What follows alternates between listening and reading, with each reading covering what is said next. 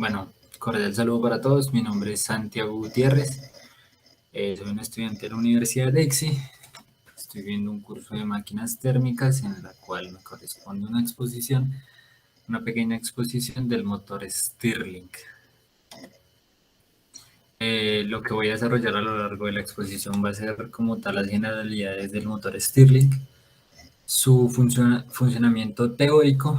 Para la ayuda de la explicación del funcionamiento teórico me voy a ayudar con un diagrama de presión versus volumen, así como también simultáneamente voy a estar tratando con uno de temperatura versus entropía.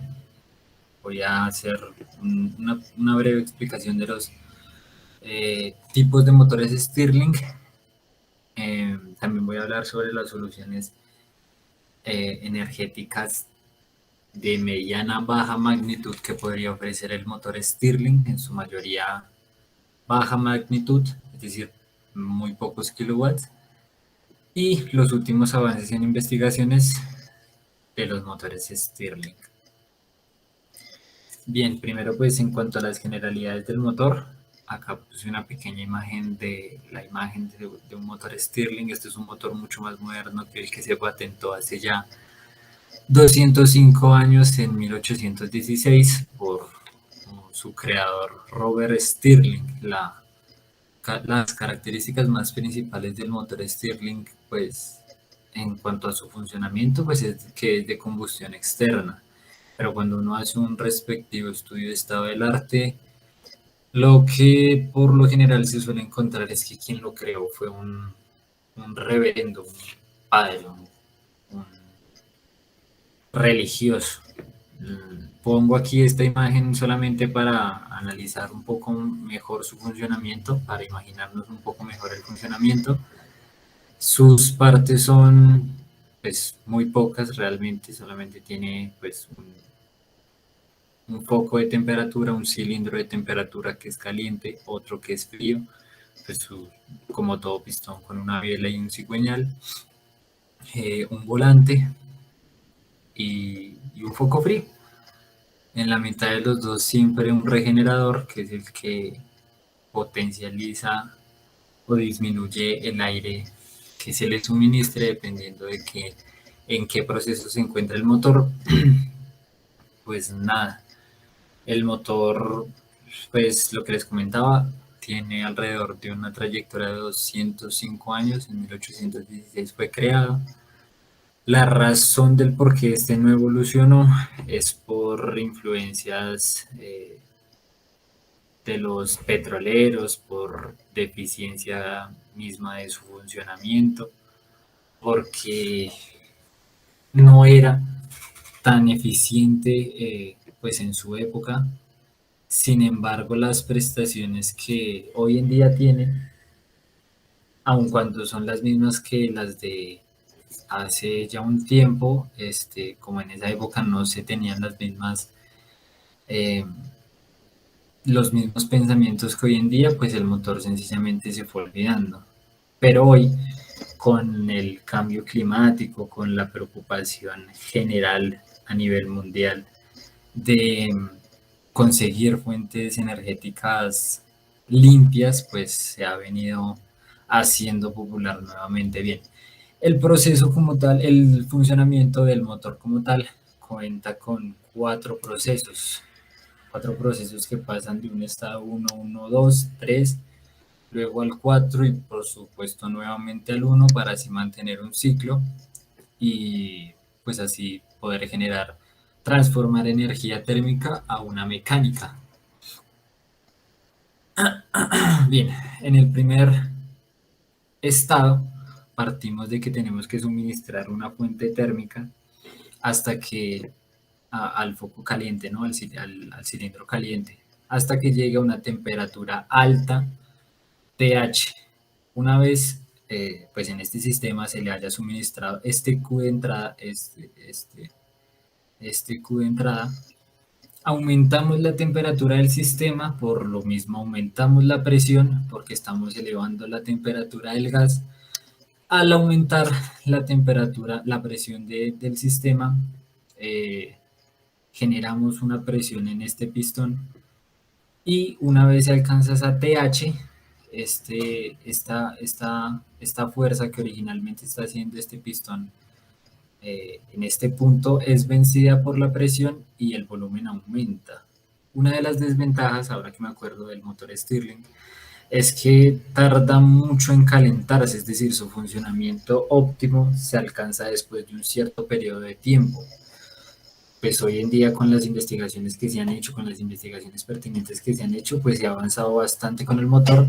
Sin embargo, no tiene tanta tecnología como un motor de combustión interna que conocemos como el de un automóvil, por lo mismo que no prevaleció en el tiempo, sino muy seguramente también tendría pues diferentes sistemas, así como pasa con los vehículos, ¿no? En un principio pues eran muy burdos y conforme fue avanzando en el tiempo, varias investigaciones en diferentes sistemas de su mismo conjunto de un solo motor, pues evolucionaron en el motor bien. Aumento su presión, acá lo puedo ver, luego aumenta su temperatura hasta que llega a una TH, teniendo así el primer proceso del estado 1 al estado 2. Dese cuenta que el estado 1 está a una temperatura TH al igual que lo está el estado 2. Es decir, es un proceso a temperatura constante. Y los procesos a temperatura constante los llamamos como isotérmicos, es decir, que su temperatura es constante. Lo que suele variar en los procesos isotérmicos es el volumen y la presión. Acá lo podemos ver. El volumen de la 1 es inferior al volumen del estado 2. El volumen varió. En el diagrama de presión-volumen lo podemos analizar un poco mejor. Aumentamos la presión a la temperatura hasta que llegue a una TH. Prevalecemos esa isoterma, cruzamos esa isoterma que es constante y en el primer giro de ese motor bajamos la presión de un punto 1 a un punto 2, así como también aumentamos su volumen, lo que les comento. Proceso isotermo, variación de isotérmico, variación de la presión y del volumen. En caso de la presión disminuye, en el caso del volumen aumenta. En el diagrama temperatura-entropía, en el primer proceso, acá lo podemos ver un poco mejor. La TH constante, dése cuenta, un TH no varía, TH constante, este es un proceso isotérmico. Pasamos de un estado 1 a un estado 2. Recuerde que en cualquier proceso isotérmico la entropía suele aumentar y por lo mismo esta flecha se grafica en esta dirección de un estado 1 a un estado 2. Acá lo puede ver. Pasó de una entropía 1 a una entropía mayor 2. En el proceso 2 a 3, ya por mecanismo, por disposición de sus bielas, de su cigüeñal, del funcionamiento mecánico del motor, los dos émbolos se mueven hacia la derecha a la misma velocidad. Es decir, que el volumen del estado 1, el volumen del estado 2 es igual al volumen del estado 3. En cualquier proceso con estas características, lo llamamos como proceso isócoro. Y en cualquier proceso isócoro lo que suele variar es la temperatura y la presión. Acá lo podemos ver. La temperatura pasó de una TH a una TL, es decir, una temperatura que acá la graficamos como una temperatura mayor, vean, mayor que una TL. Es decir, disminuyó. ¿Por qué? Por el regenerador. ¿Se acuerdan que en el principio siempre les había comentado de que en la mitad de los dos cilindros hay un mecanismo llamado regenerador, el cual dependiendo de cuánto aire se le suministre, se carga o se descomprime? Es decir, el regenerador trabaja a una temperatura constante. Siempre que a alguien no le pase una temperatura que esté mayor a la del regenerador, él no va a hacer nada, pero como acá pasamos una TH que estaba superior a la del regenerador, el regenerador se le aumentó la temperatura y por lo mismo la del gas se disminuyó de una TH a una TL. A volumen constante, acá lo podemos ver, estábamos en el estado 2, el volumen no varió, conforme se avanzó en este proceso, no varió el volumen, pasó del estado 2 al estado 3 al mismo volumen. Lo que sí disminuyó fue su temperatura y su presión. Su presión cayó y su temperatura también. En el diagrama temperatura-entropía lo podemos analizar mejor. Pasó de un estado 2 a un estado 3. En cualquier proceso isócoro, la entropía suele disminuir, por eso volvemos y graficamos correctamente esta flechita. Pasa de una entropía que originalmente es más alta a una un poco más pequeña, que es la número 3, es decir, disminuye. Pasa de una TH a una TL. Bien. En el siguiente proceso, que es el proceso 3-4, ya habiendo cargado el regenerador y teniendo esta disposición del sistema, vuelve y juega por mecanismo de ya disposición de la parte mecánica del motor. El pistón número 2, el de acá, el de foco frío, comprime el aire. ¿Por qué prevalece la temperatura TL y TL? Dese cuenta, no pasó de una TL a una TH aun cuando disminuye su volumen. Sencillamente porque está saliendo calor. ¿Cómo sale calor? Por medio de las aletas. En toda la línea de la rama de máquinas térmicas, de termodinámica, de toda esta línea de física, encontramos una serie de cálculos que nos indican que las aletas disminuyen la temperatura de ese sistema, como pasan los motores de motocicletas. Cuando yo pongo a funcionar esa motocicleta y no creo pertinente fabricar un sistema de refrigeración complejo, lo puede usar con aletas, porque la temperatura no es tan alta como para tener que usar un sistema de refrigeración por agua o por cualquier otro líquido. Con las simples aletas ya es suficiente. Entonces sale ese calor, prevalece la temperatura, dése cuenta, otro proceso isotérmico a temperatura constante, pero lo que lo que disminuyó es su volumen. Y al disminuir su volumen aumenta un poco su presión. Entonces, estábamos acá, en el estado 3. Disminuir su volumen, aumente un poco su presión, dése cuenta, aumente su presión aquí.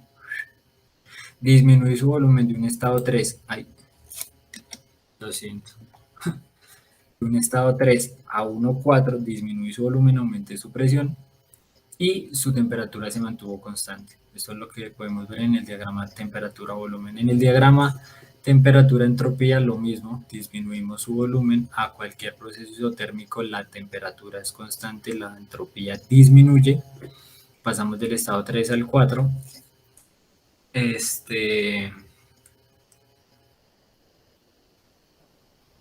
Y nada, disminuimos un poco su entropía. Llegamos al estado 4, el cual da cabida al proceso número 1. Tenemos esta disposición del motor con una TL, al igual que pasaba acá, con un cierto volumen. Por mecanismo, los dos émbolos se mueven a la misma velocidad hacia la izquierda, es decir, a volumen constante. O sea que volvemos a tratar con un proceso isócoro y pasamos de un estado. Recuerde, acá la disposición del motor obliga a que este gas pase nuevamente por el regenerador, pero recuerde que el regenerador en este punto pasó de un TH a un TL, o sea que acá tiene un diferencial de temperatura superior al del TL, es como si tuviera un TH acá. Entonces, cuando el TL pasa por el TH, pasa el gas a tener de un TL a un TH, aumenta su temperatura a volumen constante. Vea, hacemos que las dos se muevan hacia la izquierda, volumen constante, proceso isócoro, aumentamos su temperatura y por lo mismo también su presión, nuevamente, del 4 al 1, aumentamos su presión. Y en el diagrama temperatura-entropía pasamos del 4 al 1, volumen constante, ya acá se puede ver volumen constante, aumentamos su temperatura de un TL a un TH y aumentamos su entropía.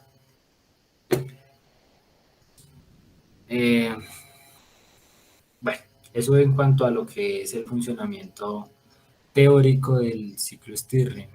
En la vida real, cuando se trata de graficar motores y siempre que no se tenga un software robusto, muy seguramente esto va a ser muy complicado y sobre todo cuando son motores de investigación, esto no va a ser tan lineal como lo es, va a tener a tener variaciones, a tener curvas y diferentes cosas. Pero pues así es como se explica el ciclo térmico. Todas estas imágenes las saqué del ciclo de termodinámica de Sengel y este es un pequeño motor de investigación. Bien, ahora pasemos a los tipos de motores Stirling, tipo alfa, tipo beta y tipo gamma. Los tipos de motores tenemos tres tipos de motores, el cual son el alfa, el beta y el gamma. Los tres cumplen con el mismo ciclo de con los mismos procesos del motor original del ciclo Stirling.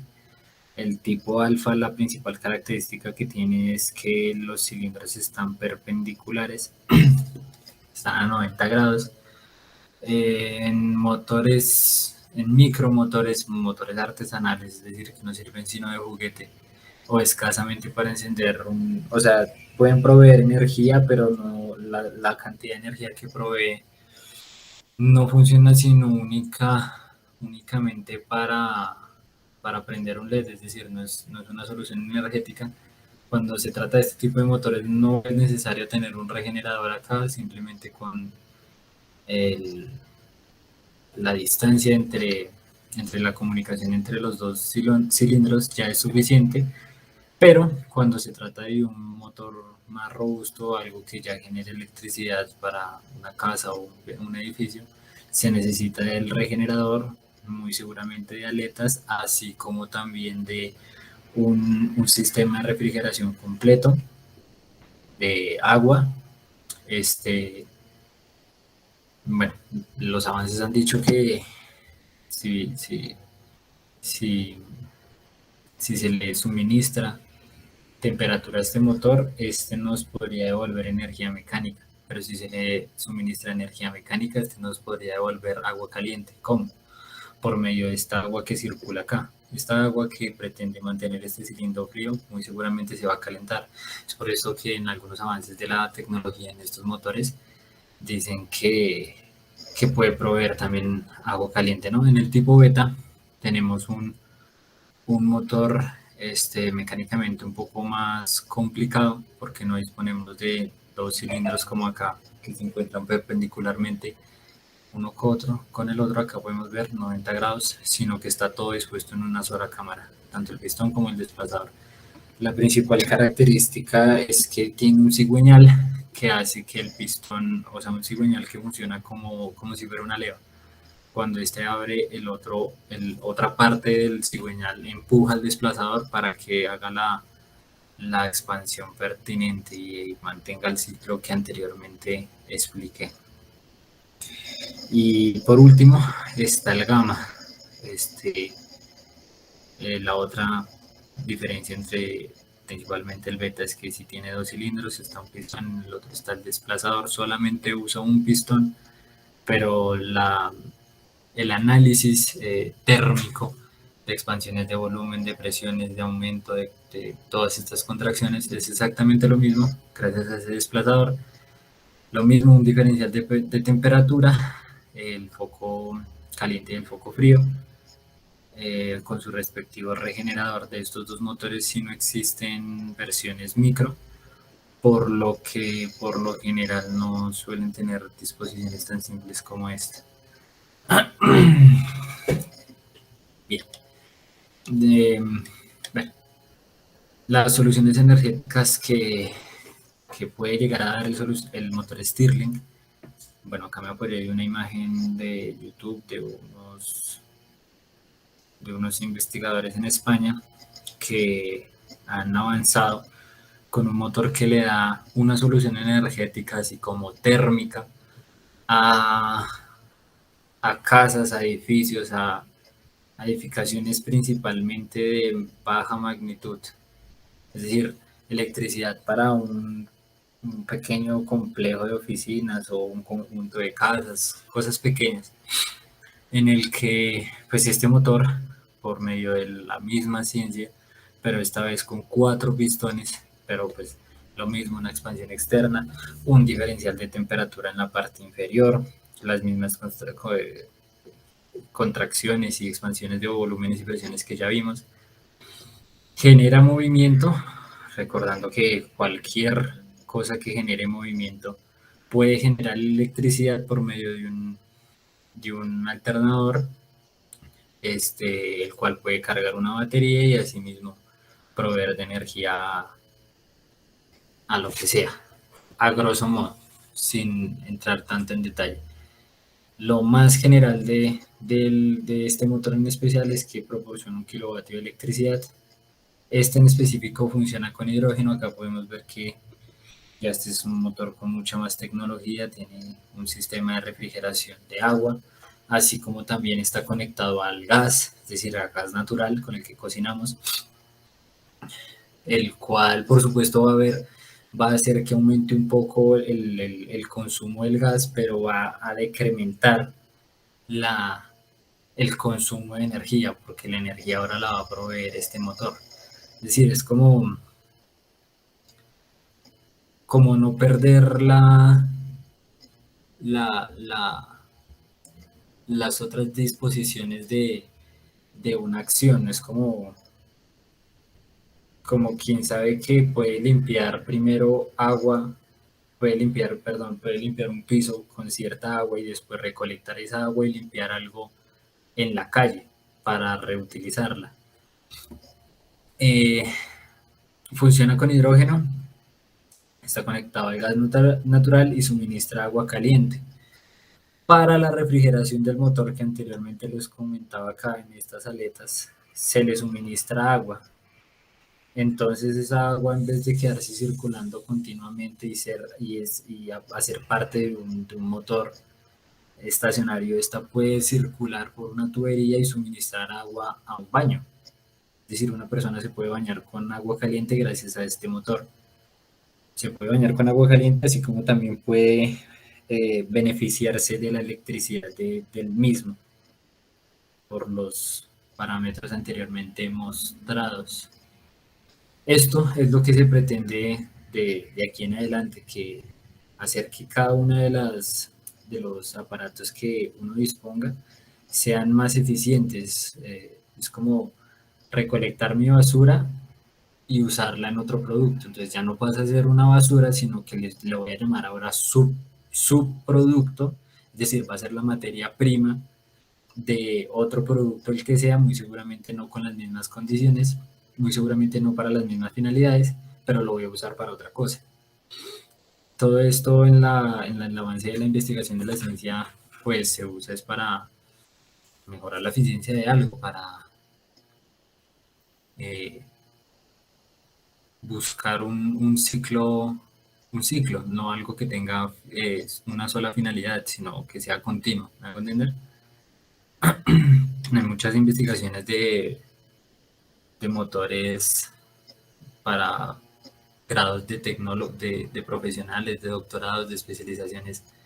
Usan mucho este motor porque tiene muchas ventajas. La NASA, las tendencias principales de este motor es que se puede usar con diferentes fuentes de energía, como la puede llegar a ser la solar. Es decir, me proveo de un suministro ilimitado de materia prima, como lo puede ser la solar, para generar electricidad, como lo puede ser también las